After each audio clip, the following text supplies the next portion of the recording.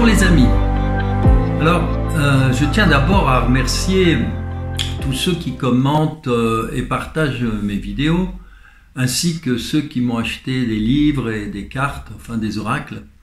Alors merci aussi à tous les colibris qui soutiennent ainsi mon travail depuis 23 ans, car cela permet de propager le message des êtres de lumière qui nous envoient de merveilleux dessins dans les champs de céréales. Voilà, alors vous avez été nombreux à partager vos découvertes sur les orbes. Il y a tant de pistes de recherche qui n'ont jamais été soulevées dans le grand public. Mais voilà, l'émission de la dernière fois a dû vous intéresser car j'ai eu beaucoup de commentaires là-dessus. Alors, en tout cas, cela nous réjouit de savoir qu'il existe un autre monde de l'autre côté de ce voile qui tend à s'alléger au fur et à mesure. Je parle du voile, pas le monde évidemment. Ce voile tend à s'alléger au fur et à mesure que la vibration de la Terre augmente. Alors, disons qu'il y a des vibrations subtiles, celles que nous ressentons nous-mêmes, et que nous pouvons évaluer par nos ressentis, ce que notre corps nous indique. Et bien entendu, nous sommes en résonance avec des vibrations qui nous correspondent. Donc, tout dépend de nous, tout dépend de notre travail. Et plus nous sommes dans un lieu élevé, ce qu'on appelle des hauts lieux aussi, plus le taux vibratoire s'élève évidemment. C'est comme dans les crop circles. Alors cependant, tout est relatif. C'est relatif à notre état de base, et surtout en fonction des profondes intentions. C'est là aussi le plus important. Et ce n'est pas du tout la même chose que ce qu'on appelle la résonance Schumann. Et beaucoup font l'erreur. Pour ça aussi que j'en parle. Car la résonance de Schumann peut être affectée par tout ce qui se passe sur Terre, c'est clair. Et puis d'autres vibrations externes qui viennent de l'univers, qui arrivent sur notre planète. Mais sans plus, car elle est liée à des paramètres bien déterminés. Alors, quelle est la fréquence de la résonance de la Terre? C'est 7,8 Hz.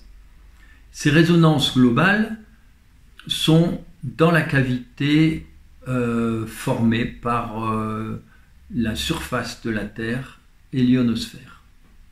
Il y a une cavité entre les deux, qui est tout autour de la Terre évidemment. Et ça fonctionne comme un guide d'ondes qui sont excités par les éclairs. Alors le mode principal a une longueur d'onde égale à une fréquence de 7,8 Hz. En théorie, cette fréquence fluctue, mais elle est stabilisée globalement à 7,8. Alors bien entendu, on sait que les ondes alpha, c'est-à-dire émises par le cerveau lorsqu'on fait une méditation, les ondes alpha sont entre 8 et 13 Hz. Ce sont les ondes que notre cerveau envoie. Les ondes θ, c'est plus bas, c'est 4,7, qui correspond donc à des méditations très profondes. Il peut y avoir des résonances avec la vibration de la Terre. Donc, maintenant, après, il y a le sommeil paradoxal, enfin, il y a des ondes beaucoup plus basses, puis après, à zéro, c'est la mort. Mais ces ondes très basses expliquent aussi pourquoi, dans ces zones, on fait des rêves où on est carrément de l'autre côté du voile, comme on dit. Je vais donc pas trop développer là-dessus, mais simplement dire qu'il ne faut pas confondre les vibrations du plan physique. Il y a aussi beaucoup de gens qui mélangent les deux, tout ça, les trois, je dirais même. Celle du plan énergétique et plus haut, bien sûr, le plan spirituel. Mais les trois, de toute façon, sont liés.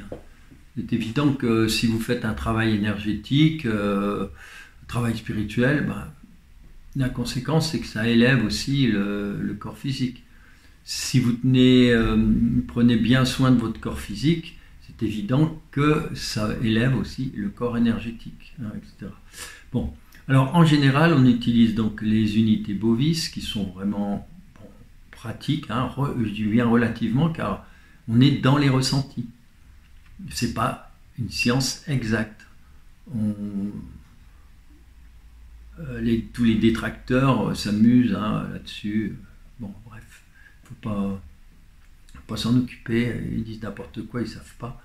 Hein. Donc, mais il faut aussi savoir de l'autre côté, pas affirmer, comme je l'entends quelquefois, des choses qui font qu'après, évidemment, il ne faut pas vous étonner que ça décrédibilise complètement le sujet. Hein. Donc, ce n'est pas une science exacte. On trouve par contre donc des valeurs assez stables. Hein. C'est que pour le corps physique, par exemple, je dirais que c'est plus facile à mesurer parce que ça reste dans un mouchoir de poche. Après, ça monte de plus en plus. Donc, le corps physique, bon, le maximum, c'est 15 000 unités Bovis. En dessous de 9 000, à l'heure actuelle, c'est vraiment très moyen, quoi. Puis plus on descend, plus on se rapproche de cas critiques, de cas de la maladie, etc. Ensuite, évidemment, 0, c'est la mort. Ensuite, on peut évaluer le taux vibratoire énergétique. Mais là, ça va beaucoup, beaucoup plus loin. Là, non seulement on rajoute des zéros, mais on multiplie. Hein. C'est plus 15 000, c'est 150 000 pour certains. Puis ça peut monter encore plus haut, beaucoup plus haut de 100 000, etc. Et après, il y a ce qu'on appelle les corps spirituels. Là, alors, il faut simplement expérimenter avec ce que le corps ressent et transmet comme information. Et ça devient donc là, à ce moment-là, intéressant, quoi, parce que c'est vraiment chacun travaillant sur lui-même, travaillant sur son ressenti, etc. Ce qu'on appelait radiesthésie à une certaine époque, maintenant, souvent, on dit plutôt géobiologie. Bon. En tout cas, disons que c'est un art et non une science, mais c'est très utile. Alors, quelqu'un m'a posé la question avec quoi nous sommes en résonance, si ce n'est pas spécialement avec la résonance Schumann. En fait, les vibrations, elles sont partout, et elles arrivent de partout, dans l'univers. Il y a une chose qui est certaine, c'est que les énergies vont aussi toujours du plus fort vers le plus faible. C'est, en tout cas pour ce qui est on parle de bonnes énergies évidemment. Alors je vais prendre un exemple. Vous pouvez donner votre énergie à un arbre, travailler sur lui, mais si la sienne est beaucoup plus élevée que vous, c'est plutôt lui qui va vous en procurer, qui va vous faire monter en vibration, en énergie. Vous voyez. D'autre part, si vous travaillez en conscience quand vous donnez, l'univers vous renforce, notamment par le coronal. C'est le cas de tous les soins énergétiques, hein, que ce soit les soins Reiki, soins énergie universelle, soins comme Jésus faisait, les soins esséniens, etc. Alors, les crop circles sont des vortex qui élèvent, qui nettoient les sites, qui purifient, qui énergétisent les lignes cosmotelluriques. Et ils renforcent aussi donc la grille cristalline et redonnent vie à tous les monuments sacrés construits depuis la nuit des temps par les humains, qui étaient en lien avec la 5e dimension, bien sûr, Gaïa, au niveau de la planète, et en lien avec des êtres de lumière. Alors évidemment, ça c'est le travail des crop circles de redynamiser tout ça, tout en redynamisant aussi tous ceux qui se connectent, évidemment. Ensuite, ce qui s'est passé, c'est qu'il y a eu les prédateurs qui se sont développés sur Terre de plus en plus. Et on arrive à la fin de leur temps. Hein, voilà, c'est bien ce qu'il faut dire, on arrive à la fin de leurs activités. Mais bon, en attendant, ils auront fait un beau carnage. Ceci dit, la lumière, elle met tout ça en évidence. Donc petit à petit, cette ombre qui était cachée, elle se révèle. Et là, on est plein dans la révélation. Je dirais même qu'on est presque dans l'Armageddon maintenant, avec tout ce qui se passe en Palestine et en Israël, évidemment. Moi, je ne sépare pas les deux. Il y a toujours... c'est toujours des victimes, c'est les mêmes, que ce soit les unes ou les autres. Alors c'est pour cette raison qu'il se passe donc une guerre spirituelle. Le visible n'est que la pointe de l'iceberg. Alors je continuerai après, mais là je vais faire une pause et je vais tirer une carte. Voilà, avant de continuer. Voyons voir, je tire une carte par rapport à cette première partie dont je voulais parler. Alors, la voilà. Alors, quelle est la carte qui vient? C'est une très belle carte d'ailleurs. C'est le pouvoir sur soi. Alors, c'est un crop circle, vraiment ce qu'on appelle les mandalas, très beau mandala, qui est apparu donc toujours dans le Wiltshire, cette fameuse région d'Angleterre où on trouve la plupart des crop circles. Alors, le pouvoir sur soi, vous êtes protégé. Vous voyez, je vous parlais justement de tous ces êtres. Ça a été les premières paroles. Et donc, vous êtes protégé. Mais vous êtes protégé par qui? Alors, les dégâts sur Terre sont beaucoup moins graves qu'ils ne l'auraient été si vous n'aviez pas œuvré le cœur grand ouvert. Les êtres de lumière ont aussi aidé pour amoindrir les catastrophes. Voilà, c'est un petit peu aussi la réponse à ceux qui disent tout le temps oui, on voit rien, ça avance pas, il y a ci, là. Mais réfléchissez un petit peu à l'envers parfois. Qu'est-ce qui se serait passé s'il n'y avait rien eu? On parle quelquefois, oui, les Tibétains, les moines, ils méditent, etc. Mais qu'est-ce qu'ils font? Qu'est-ce qu'ils font? S'ils n'avaient pas été là, imaginez les contre-coups. Parce que tous ceux qui envoient de l'amour, tous ceux qui envoient des énergies, quel que soit le niveau, ça forme des égrégores énormes. Et c'est ça qui permet là-haut aux êtres de lumière de descendre en énergie et d'aider.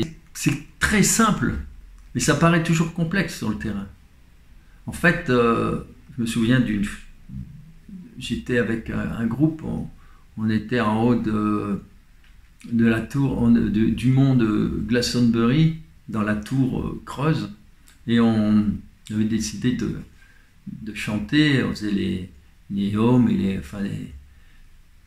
les voyelles surtout. Donc c'était magnifique et il s'est passé des choses incroyables puisqu'on a eu des vibrations, des harmoniques qui n'étaient pas prévues. Certains ont entendu des sons qu'on ne faisait pas, notamment des cloches, etc.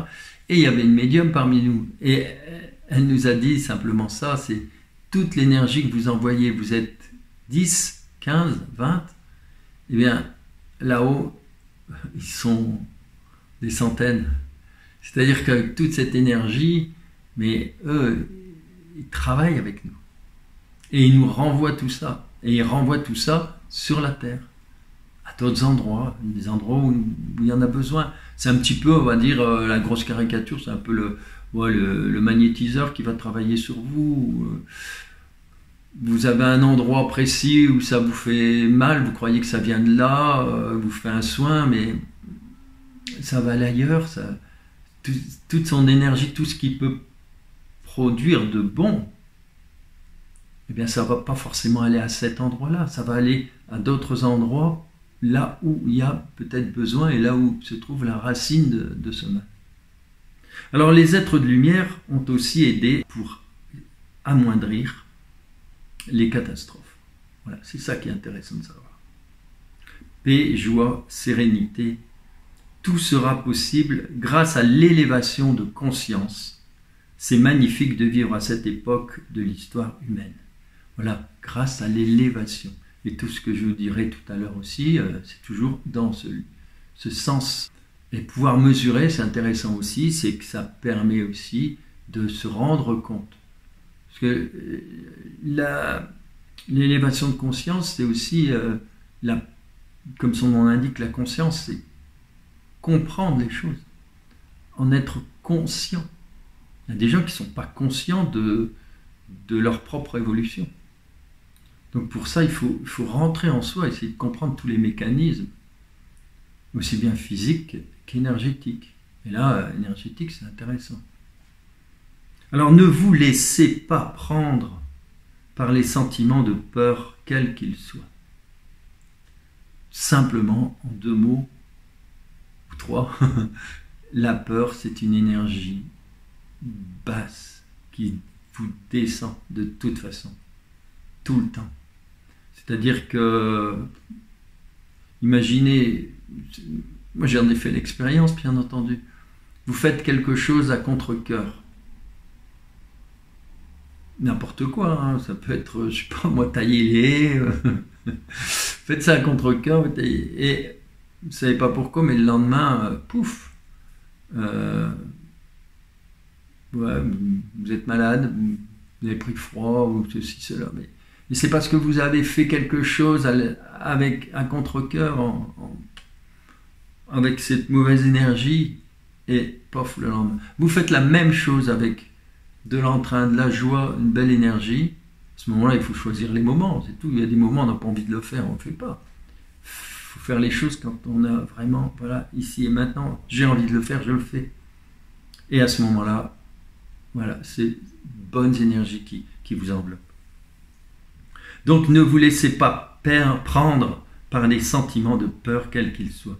Vous devez toujours vous rappeler que vous êtes protégé. Vous êtes souverain. Vous êtes le changement. Voilà.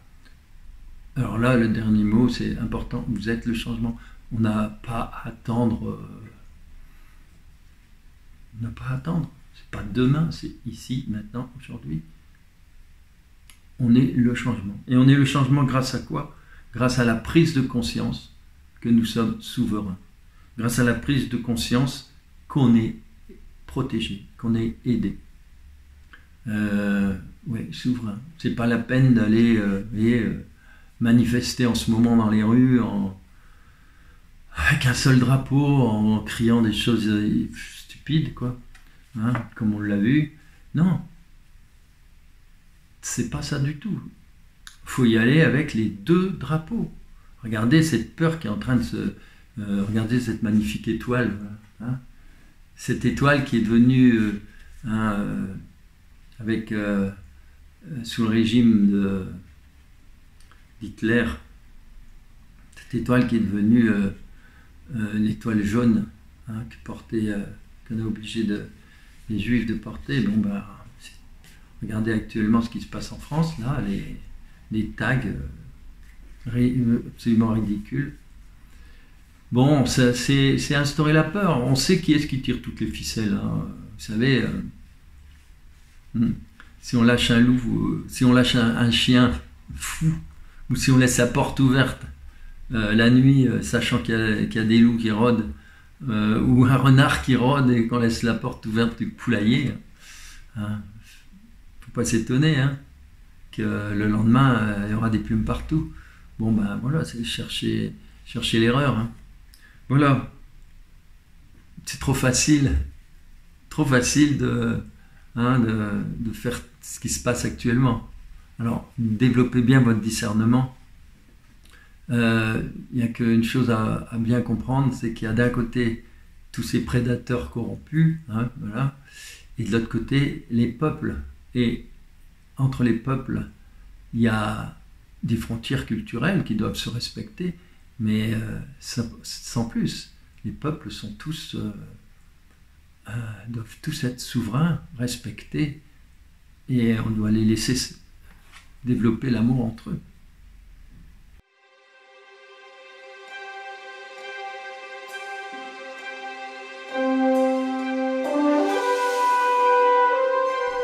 Maintenant, notez, mes amis, notez, petite information, notez que je serai à Limoges le 16, 17, 18 mars 2024 pour notamment écouter les conférences de tous mes amis qui viennent. Il y aura Anne Gévaudan, Franck Athème, Jean-Jacques Charbonnier, enfin plein de monde.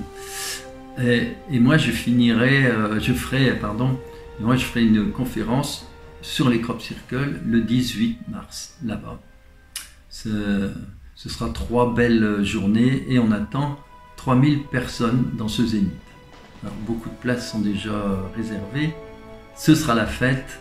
Pour de plus amples renseignements, je mets le lien en dessous de la vidéo. Voilà.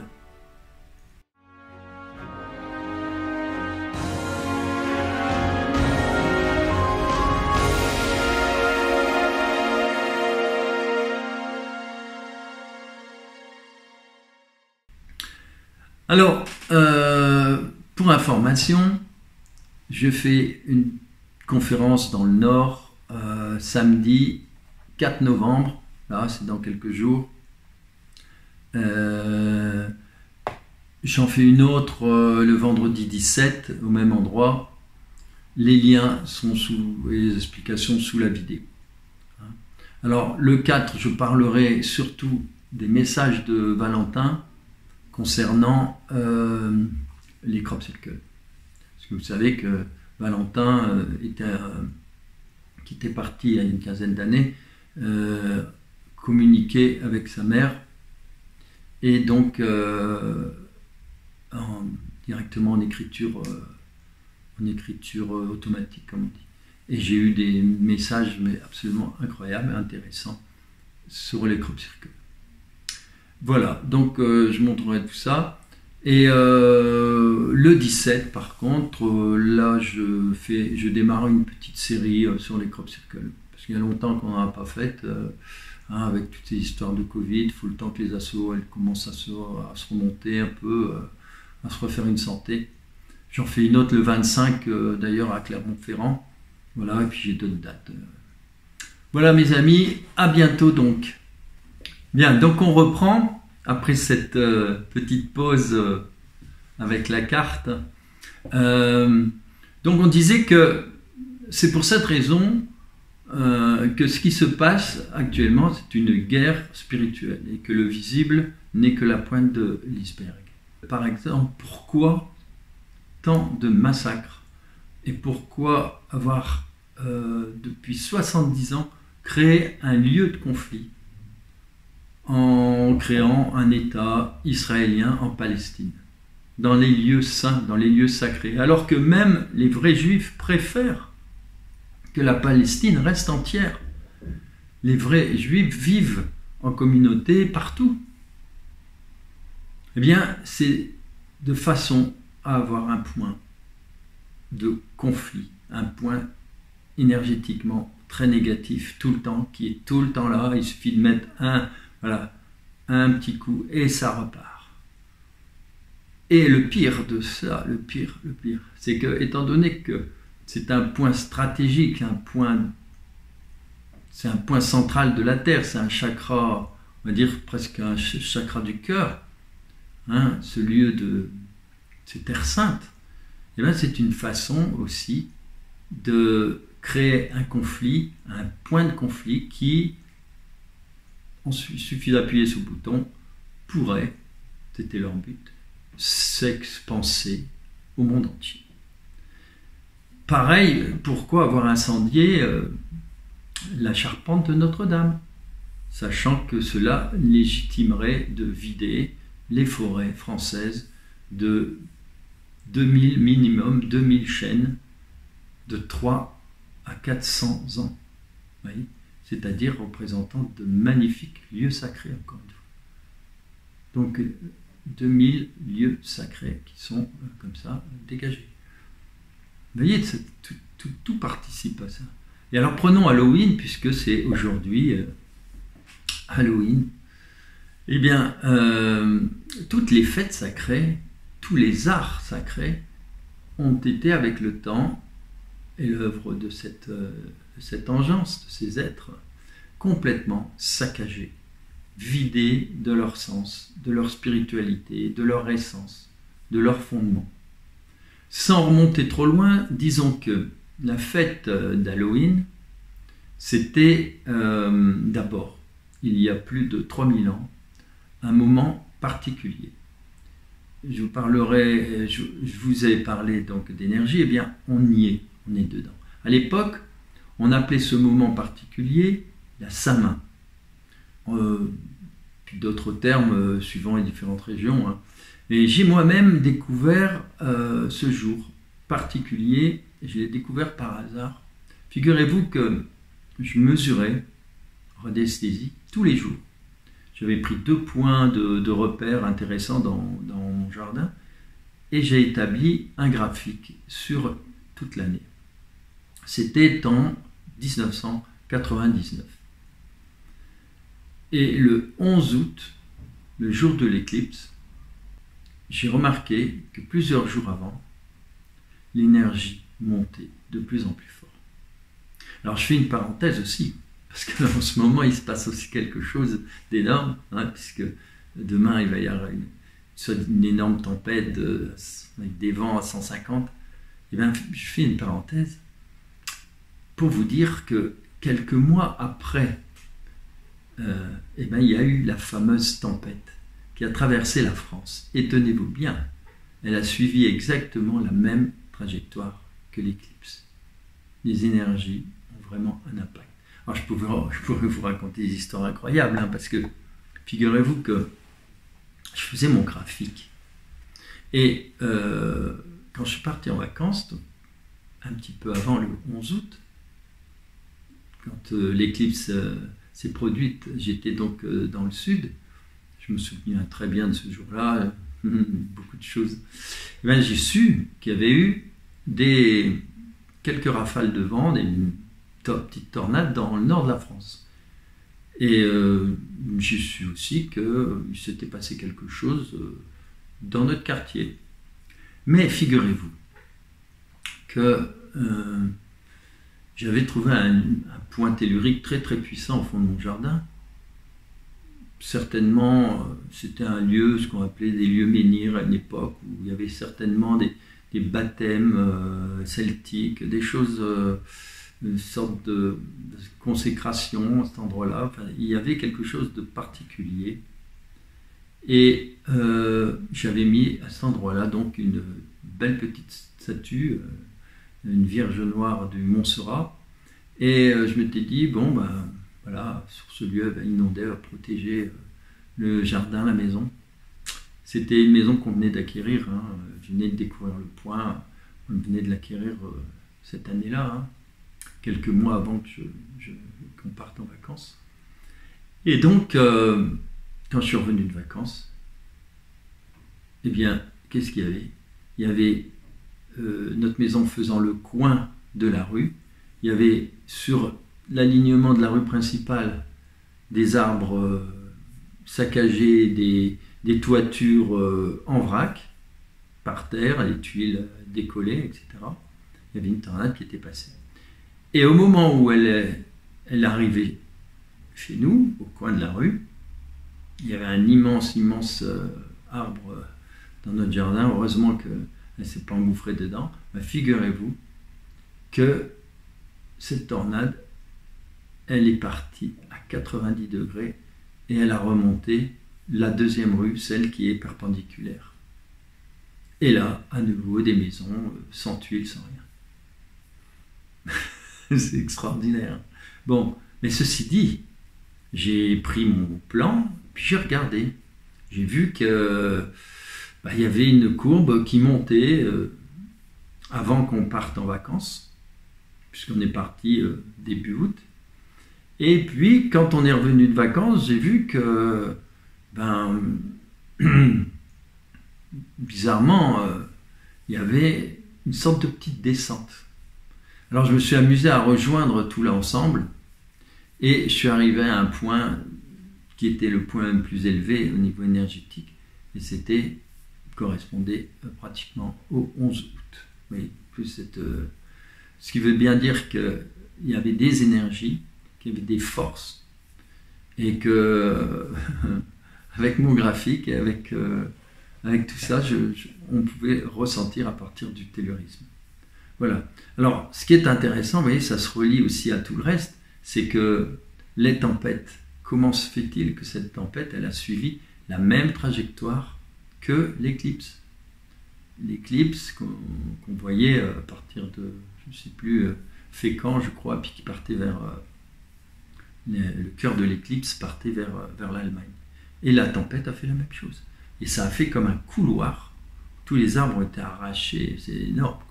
Jusqu'en Allemagne. Voilà, il y a plein de questions à se poser. D'ailleurs, j'ai fait la même... quelques temps après, j'ai fait la même observation qu'en 2017, j'ai parlé de cette fameuse éclipse du 21 août 2017, ce qui fait que bon, j'ai ce jeu, l'oracle, qui correspond à cette année-là, les crop circles étaient très très important, très intéressant. Comme par hasard, eh bien, j'avais dit l'année prochaine, il va y avoir des mouvements suivant l'axe par où passe l'éclipse. Et évidemment, au mois de mai, les scientifiques ont dit qu'il y avait eu, ils étaient étonnés, ils ne comprenaient pas pourquoi à Yellowstone ça se réveillait. Voilà. Moi je l'avais dit avant, j'avais dit en fonction de cette éclipse, j'ai dit ça va bouger. Bon, tout ça je mets entre parenthèses, hein, ce sont que des observations, hein, on ne prend rien au pied de la lettre, mais sachez que toute science, tout art commence par d'abord des observations. Alors, je reprends mon histoire, donc je reviens au sujet. Le jour de la Samin, c'est aussi le cas. J'ai vu ma courbe, elle montait très haut le jour de la Samin. Alors quand j'ai rencontré des amis druides, parce qu'à l'époque je connaissais une clairière druidique, comme on dit, je leur ai montré mon graphique. Et la première chose qu'ils ont vue, c'était le pic vibratoire de la Samin. Alors c'est quoi la Samin? C'est ce qu'on appelle actuellement, entre autres, Halloween, hein, mais vous allez voir qu'il y a bien autre chose. Alors on va revenir à l'histoire. Connaissant les caractéristiques de ce moment précis, hein, puisque les énergies sont très particulières, ben, les mages de l'époque, plus tard, on parlera, après les mages, ce sera les druides, etc. Hein.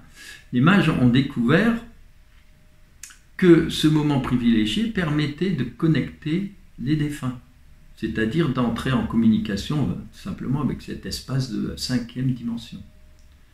Donc il y a des rituels qui ont été mis au point par rapport à cet échange.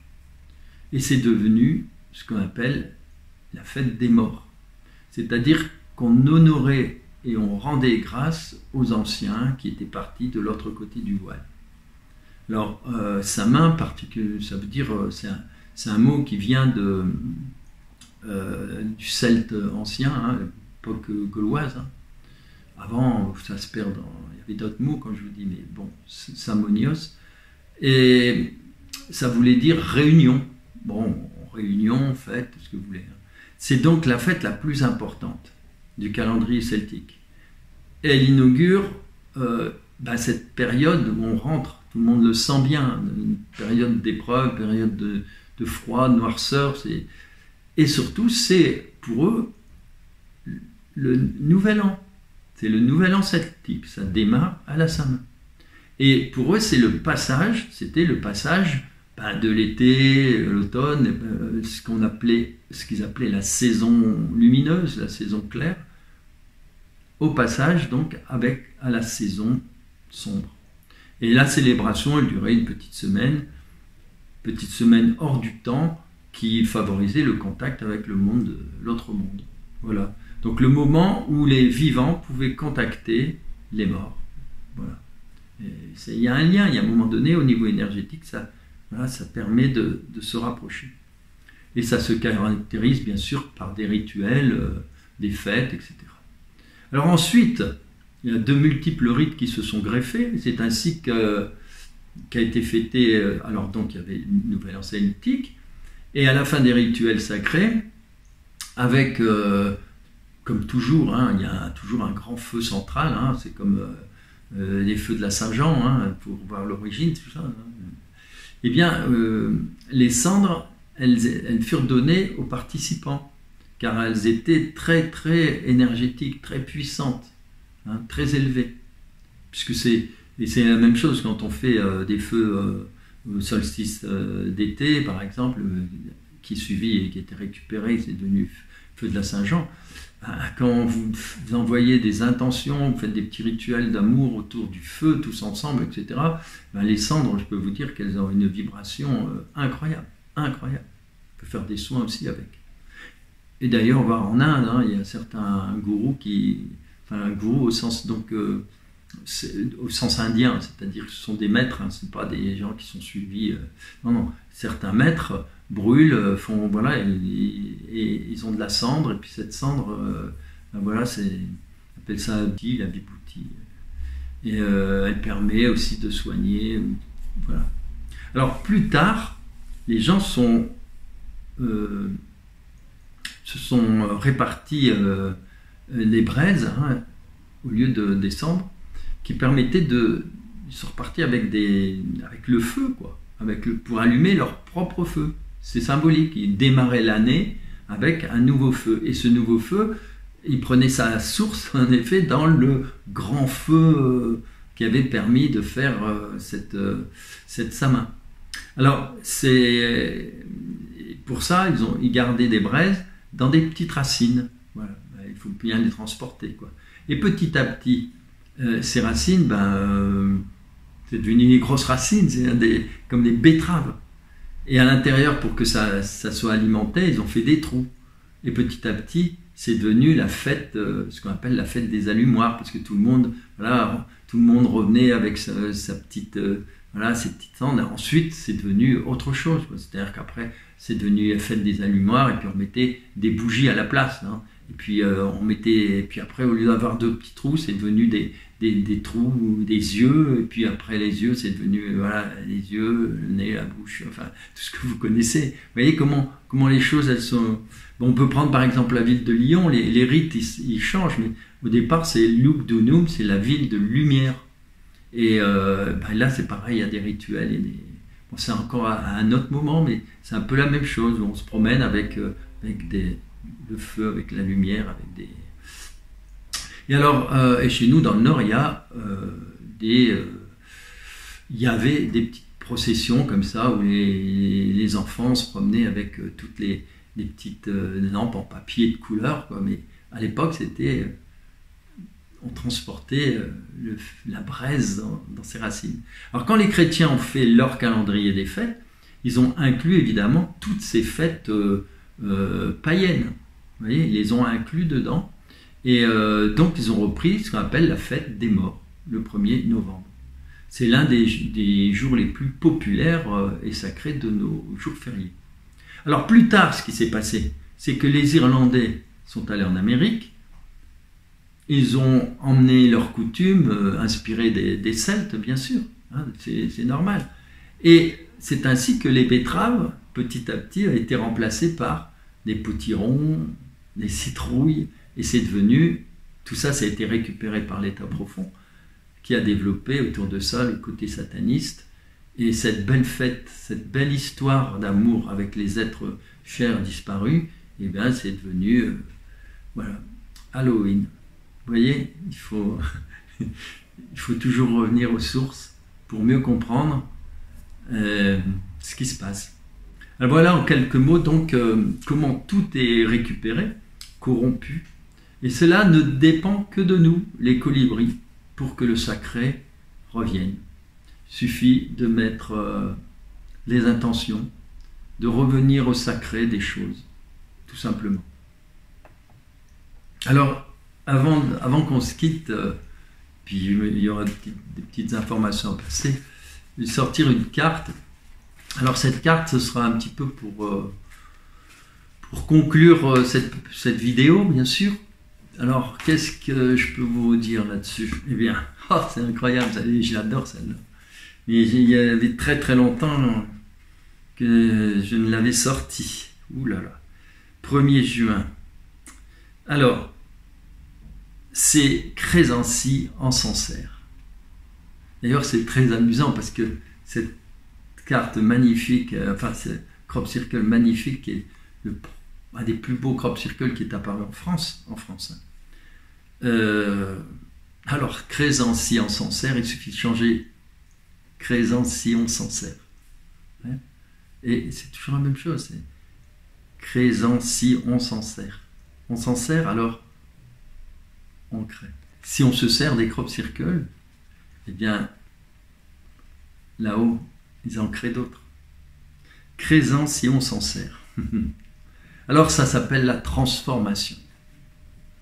Et en effet, c'est un crop circle extraordinaire avec des tracés invisibles, des tracés régulateurs qui préparent ce qui va en fait se manifester dans le champ après. Et le plan prend forme.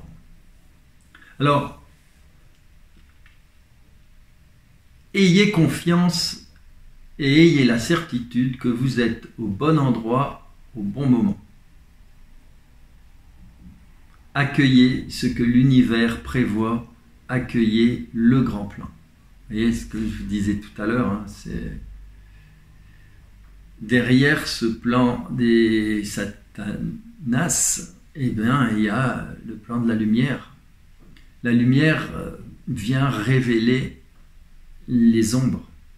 Progressivement, tout comme les vibrations descendent dans votre corps physique, ce qui se passe dans l'invisible descend dans votre dimension. Donc, c'est ça qui est important de comprendre aussi, c'est que tout se passe d'abord au niveau vibratoire. Et c'est après que ça se prend forme dans le corps physique. D'ailleurs, pour prendre un exemple négatif de ce qui se passe actuellement, pourquoi il y a cette guerre qui éclate? Ben, c'est parce qu'on met la lumière quelque part. Parce que après une guerre, il y a toujours la paix. Et qu'une guerre, c'est aussi une guérison. Mais de quoi? Ben, de toute cette haine accumulée, de toute cette énergie négative. Et comme je vous le disais tout à l'heure, c'est pas pour rien qu'on a mis à cet endroit-là voulu faire, n'oubliez pas, ça date de l'après-guerre, hein, c'est après la deuxième, c'est béton. 48 ou 49, je sais plus. Enfin bon, ça a été préparé avant. Hein. C'est des plans, ce sont des plans qui viennent de l'état profond, d'instaurer tout ça. Donc d'instaurer au niveau des lieux saints, des terres saintes, de mettre un point de conflit incessant. Alors travaillez sur vos peurs et sur l'amour. Vous connaissez la puissance de la pensée. Vous savez que si vous êtes nombreux à agir dans la lumière, vous pouvez changer le cours de l'histoire. Et il est temps.